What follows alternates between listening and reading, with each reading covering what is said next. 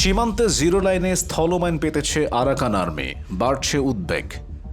বান্দরবানের নাইক্ষ্যংছড়ির তুমরু সীমান্তে স্থলমাইন বিস্ফোরণে পা হারিয়েছেন স্থানীয় বাসিন্দা ইউনুস।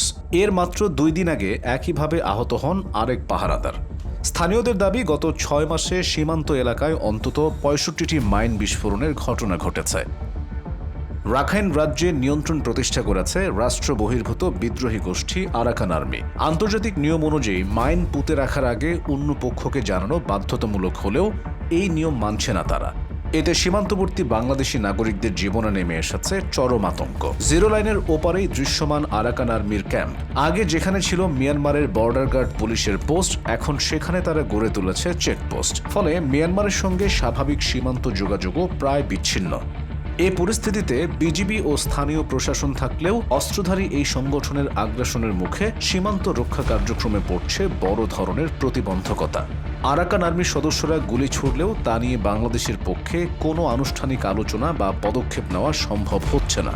বিশেষজ্ঞদের মতে এই সীমান্ত ব্যবস্থাপনা এখন অত্যন্ত জটিল পর্যায়ে পৌঁছেছে। একদিকে রোহিঙ্গা সংকট, অন্যদিকে রাখাইনের অস্থিতিশীলতা ও রাষ্ট্রহীন সশস্ত্র গোষ্ঠীর তৎপরতা, সব মিলিয়ে এই অঞ্চল এখন কৌশলগতভাবে অত্যন্ত স্পর্শকাতর। তাই সীমান্তের টেকসই নিরাপত্তা নিশ্চিত করতে প্রয়োজন সরকারের সর্বোচ্চ পর্যায় থেকে শুরু করে মাঠ পর্যায়ের সব সংস্থার সমন্বিত উদ্যোগ। তা না হলে সীমান্তবর্তী অঞ্চলের মানুষের জীবন ঝুঁকির মধ্যেই থেকে যাবে দীর্ঘ সময়।